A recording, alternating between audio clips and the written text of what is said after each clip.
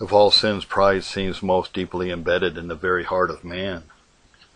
Unbelief, sensuality, covetousness, rebellion, presumption, contempt of God's holy will and word, hatred and enmity against the saints of the Most High, deceit and falsehood, cruelty and wrath, violence and murder, these and a forest of other sins have indeed struck deep roots into the black and noxious soil of our fallen nature, and interlacing their lofty stems and gigantic arms, have wholly shut out the light of heaven from man's benighted soul. But these and their associate evils do not seem so thoroughly interwoven into the very constitution of the human heart, nor so to be its very lifeblood, as pride. The lust of the flesh is strong, but there are respites from its workings. Unbelief is powerful, but there are times when it seems to lie dormant. Covetousness is ensnaring, but there is not always a bargain to be made, or an advantage to be clutched. These sins differ also in strength in different individuals. Some seem not much tempted with the grosser passions of our fallen nature. Others are naturally liberal and benevolent, and whatever other idol they may serve, they bend not their knee to the golden calf. Strong natural consciousness preserves many from those debasing sins which draw down general reprehension, and a quiet, gentle, peaceable disposition renders others strangers not only to the violent outbreaks, but even to the inward gusts of temper and anger. But where lust may have no power, covetousness no dominion, and anger no sway, there down in the inmost depths, heaving and boiling like the lava in the crater of a volcano, works that master sin, that sin of sins, pride. As Rome calls herself the mother and mistress of all the churches, so is pride the mother and mistress of all the sins. For where she does not conceive them in her ever-esteeming womb, she instigates their movements and compels them to pay tribute to her glory. The origin of evil is hidden from our eyes. Whence it sprang, and why God allowed it to arise in His fair creation, are mysteries which we cannot fathom. But thus much is revealed, that of this mighty fire which has filled hell with sulphurous flames, and will one day involve earth and its inhabitants in the general conflagration, the first spark was pride. It is therefore emphatically the devil's own sin. We will not say his darling sin, for it is his torment, the serpent which is always biting him, and the fire which is ever consuming him. But it is the sin which hurled him from heaven and transformed him from a bright and holy seraph into a foul and hideous demon. How subtle then and potent must that poison be which could in a moment change an angel into a devil?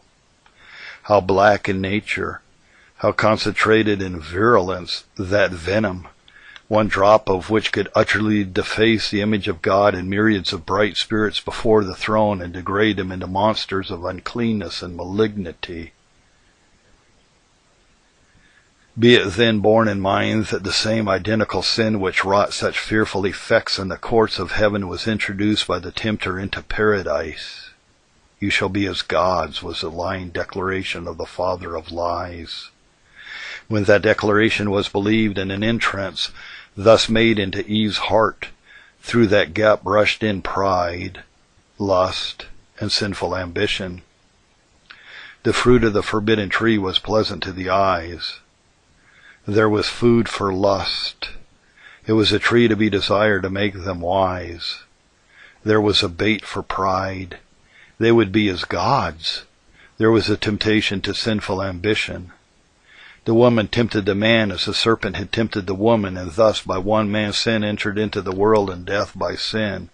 And so death passed upon all men, for that all have sinned. Romans 5 verse 12. There are sins which men commit that devils cannot. Unbelief, infidelity, and atheism are not sins of devils, for they believe and tremble, and feel too much of the wrath of God to doubt His threatenings or deny His existence. The love of money is a sin from which they are exempt, For gold and silver are confined to earth, and the men who live on it.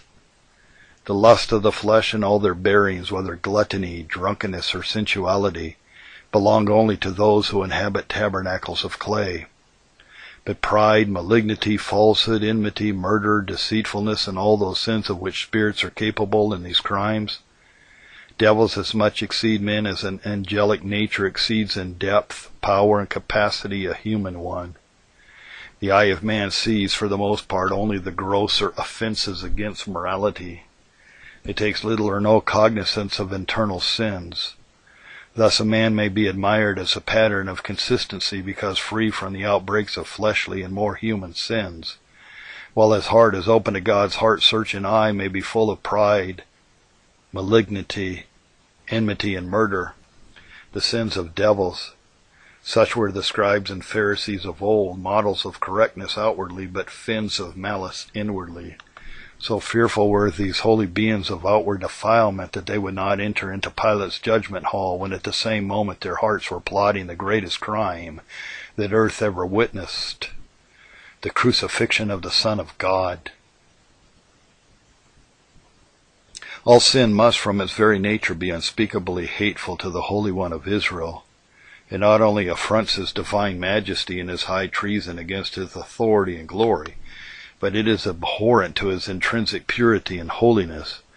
It is indeed most difficult for us to gain a spiritual conception of the foul nature of sin as viewed by a holy Jehovah, but there are perhaps times and seasons when to a certain extent we may realize a faint idea of it. It is when we are favored with the presence of God, see light in his light, and have the mind of Christ. Then how do we feel towards our base backslidings and filthy lusts? With what eye does a new man of grace view his sinful yokefellow, that base old man, that body of sin and death, that carnal mind in which dwells no good thing, that heaving, reeking mass of all pollution and abomination, which he is compelled to carry about with him while life lasts? He views it. How can he but view it, except with loathing and abhorrence? But what is this, for the most part, short and transient, and in its very nature, weak abhorrence of evil, compared with the enduring and infinite hatred of God against sin, though it may aid us in obtaining a dim and faint conception of it. But among all the evils which lie naked and open before the eyes of him with whom we have to do, pride seems especially to incur his holy abhorrence, and the outward manifestations of it have perhaps drawn down as much as or more than any other sin his marked thunderbolts, his unalterable determination against it, and his fixed resolve to bring down to the dust every manifestation of it, is nowhere so pointedly or so fully declared as in that striking portion of Holy Writ which forms the 2nd chapter of the prophecies of Isaiah. And this is the theme of the whole. And the loftiness of man shall be bowed down, and the haughtiness of man shall be made low, and the Lord alone shall be exalted in that day, Isaiah 2:17. But besides these general declarations, the sacred record teems with individual instances of God's anger against his prevailing sin. Pride cost Sennacherib his army and Herod his life. Pride opened the earth to Korah, Dathan, and Abiram, and hung up Absalom in the boughs of an oak. Pride filled the breast of Saul with murderous hatred against David, and tore 10 tribes at one stroke from the hand of Rehoboam. Pride drove Nebuchadnezzar from the society of his fellow men and made him eat grass as oxen, and his body to be wet with the dew of heaven, until his hairs were grown as eagle's feathers and his nails like birds' claws. And as it has cut off the wicked from the earth and left them neither son nor nephew, root nor branch, so it has made sad havoc even among the family of God. Pride shut Aaron out of the promised land and made Miriam a leper, white as snow. Pride working in the heart of David brought a pestilence which cut off 70,000 men. Pride carried captive to Babylon Hezekiah's treasure and descendants, and cast Jonah into the whale's belly, and in his feelings into the very belly of hell. It is the only source of contention, Proverbs 13:10. the certain forerunner of a fall, Proverbs 16:18, the instigator of persecution, Psalm 10:2, a snare for the feet, Psalm 59:12, a chain to compass the whole body, Psalm 73:6, the main element of deceitfulness, Jeremiah 49:16, and the grave of all uprightness, Habakkuk 2:4. It is a sin which God especially abhors, Proverbs 8:13 and 16:5, and one of the 7 things which he abominates, Proverbs 6:17, a sin against which he has pronounced a special woe, Isaiah 28:1, and is determined to stain it, Isaiah 23:9, to abase it, Daniel 4:37, to mar it, Jeremiah 13:9, to cut it off, Zechariah 9:6, to bring it down, Isaiah 25:11, and lay it low, Proverbs 29:23. Pride was one of the crying sins of Sodom, Ezekiel 16:49, desolated Moab, Isaiah 16:6 and 14, and turned Edom with Petra, its metropolis, into a land where no man should dwell, and which no man should pass through, Obadiah 3, 4, 9, and 10, Jeremiah 49:16-18. But pride is not content with her dominion over the children of this world, Job 41:34. Her native-born subjects and willing slaves, among whom she rules with lordly sway, at once their tormenting mistress and adored sovereign. Not only does she set up her worship in every family of the land, and reigns and rules as much among the low as the high, swelling the bosom of the blind beggar who holds his hat for a halfpenny, as much as of that high-born dame who, riding by in her carriage, will not venture to set the sole of her foot upon the ground for delicateness and tenderness. Not only does pride subject to her universal influence a world of which Satan is God and prince, but she must needs intrude herself into the church of Christ and exalt her throne among the stars of God. She comes indeed here in borrowed garb, has put off her glittering ornaments and brave attire, in which she swells and ruffles among the gay flutterers of rank and fashion, and with demure looks and voice toned down to the right religious key, in a dialect modeled after the language of Canaan, takes her seat among the sons and daughters of the Lord Almighty, much as Satan stood up among the sons of God, Job 1:6. And as she has put off her apparel, so has she changed her title, assuming that which shall give her the readiest and most unquestioned passport. Humility is a name which she has newly christened herself, and slipping into the camp by the most lowly portal, she moves onward, aiming at no lower seat than the throne, and no less weapon than the scepter. Some, however, of Zion's watchmen, and no one more than the writer of the work before us, have lifted up her veil, found out her real character, and having first branded her on the forehead, spiritual pride, have labored hard, though hitherto ineffectually, to cast her out of the congregation of the saints. But as all their labors have hitherto been ineffectual, and she still dwells in our midst, it may be well to describe some of the features of this dangerous intruder. Number 1, ignorance, and that worst species of it, ignorance of one's own ignorance, is evidently a main feature in her face. In this point she wonderfully resembles that stolid brother of hers who is so much in every company, worldly pride. We are all ignorant, sadly ignorant of everything that belongs to our peace. But the first step out of ignorance is to be conscious of it. No people are so thoroughly impracticable, so headstrong, so awkward to deal with, so deaf to all reason, so bent on their own will and way, so self-conceited and so hopelessly disagreeable as those unhappy people, whether in the world or in the church, who are ignorant of their own ignorance, touchy, sensitive, quarrelsome, always grumbling and complaining, unable to lead and yet unwilling to follow, finding fault with everything and everybody, tyrannical where possessed of power, though abject enough where any advantage is to be gained, bungling everything they do and yet never learning to do any better, making up in a good opinion of themselves for the general ill opinion of them by others. Such people are the plague of families, workshops, churches, and congregations. When people of this stamp become, as it is called, religious, being all the time really destitute of grace, their pride runs in a new channel, and with a strength in proportion to the narrowness of the banks. In them we see the disease at its height. But there are many of the Lord's people who exhibit strong symptoms of the same evil malady. Yet what can be more opposed to grace or to the spirit and example of him who said, "Learn of me, for I am gentle and humble in heart"?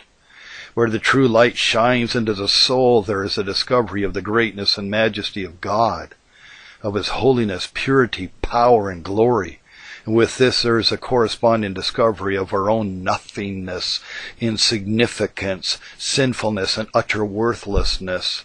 This divine light being accompanied by spiritual life, there is raised up a tender conscience, as well as an enlightened understanding.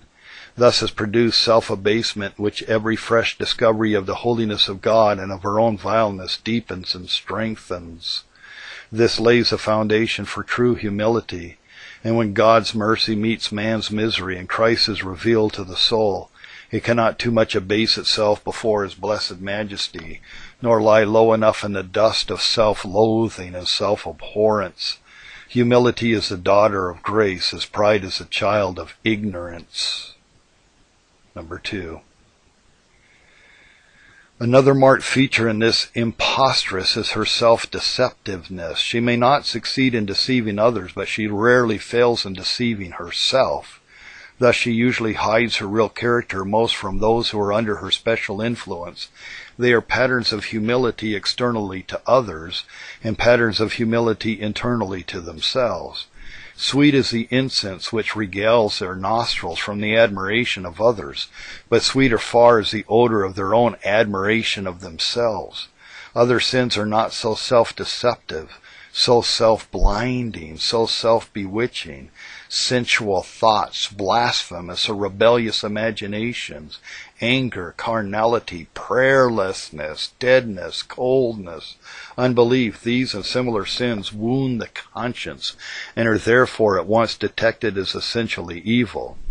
But the swellings of spiritual pride, though not hidden from a discerning eye and a tender conscience, are much concealed from those very religious people whose amazing humility and undeviating obedience are ever sending forth a sweet savor to delight their approving nostrils. Number 3. The grossness and universality of her appetite is a no less prominent feature. Other sins feed only on a limited and appropriate diet. Covetousness is confined to the love of money, sensuality, drunkenness, gluttony, to their peculiar gratifications, but pride is omnivorous. To her greedy appetite no food comes amiss. Like the eagle she can strike down a living prey, or like the vulture banquet on putrid carrion. Some are proud of their knowledge, others of their ignorance, some of their consistency, others of their freedom from all tight restraints, some of their gifts, others of their very graces, some of their ready speech, others of their prudent silence, some of their long profession, others of their deep experience, some of their Pharisaic righteousness, others of their antinomian security. The minister is proud of his able sermons, the deacon of his wide and prudent government, the church member of his privileges above the rest of the congregation. Some are proud because they attend to the ordinances, others because they are not tied up in the yoke of church discipline. Some are proud of the world's contempt, and others of the world's approbation. Some are proud of their sophistication and culture, and others of their vulgarity. Some of their learning, and not a few of their lack of it. Some of their boldness to reprove, and others of their readiness to forgive. Some of their amiability, and others of their austerity. Some because others think well of them, and others because nobody thinks well of them but themselves. Thus, as some weeds flourish in every soul, and some animals feed on every food, so does pride flourish in every heart, and feast on every kind of food. When an apostle was caught up into the third heaven, pride assailed him as soon as he came back to earth, so that it was needful for a thorn to be given him to rankle in his flesh for the remainder of his life, in order to let out its venom. Pride would have been too much even for Paul's grace, but for this messenger of Satan daily to buffet him. Pride set the 12 disciples to argue who would be the greatest, and pride widened, if it did not originate, the breach between Paul and Barnabas. Pride was a pest of the first Christian churches, as well as of our own. The pride of gifts was a besetting sin of the Corinthian church. The pride of legal observances, a sin of the Galatian church. The pride of vain philosophy of the Colossian church. Timothy was not to allow novices to preach, for pride was their besetment, and he is especially cautioned against those who will not consent to wholesome words, as being proud, knowing nothing, but doting about questions and strifes of words, whereof comes envy, strife, railings, evil surmisings, perverse disputings of men of corrupt minds, and destitute of the truth, supposing that gain is godliness. 1 Timothy 6:4-5. None are exempt from pride's baneful influence. She works in the highest Calvinist as well as in the lowest Arminian, swells the bosom of the poorest, most illiterate dissenting minister, as well as puffs up the lawn sleeves of the most lordly bishop. And what is far worse, even in those who know, love, and preach the truth, spiritual pride often sets brother against brother, friend against friend, pastor against pastor. She is full of cruel jealousy and murderous envy, greedily listens to the slanderous tales of whisperers and backbiters, drinks down flattery with insatiable thirst, measures men's grace by the amount of their approbation, and would trample in the mire the most honored of God's servants, that by standing upon them she might raise herself a few inches higher. The very opposite to charity, pride is not patient and is never kind. She always envies and ever boasts of herself. She is continually puffed up, always behaves herself rudely, is ever self-seeking, is easily provoked, perpetually thinks evil of others, rejoices in the iniquity of others, but never rejoices in the truth. She never bears with others, believes nothing good in a brother, hopes nothing good for others, and endures nothing. She is ever restless and ever miserable, tormenting herself and tormenting others, the bane of churches, the fomenter of strife and the extinguisher of love. May it be our wisdom to see our grace to abhor and our victory to overcome pride. I hate pride and arrogance. Proverbs 8:13. The Lord detests all the proud of heart. Be sure of this, they will not go unpunished. Proverbs 16:5.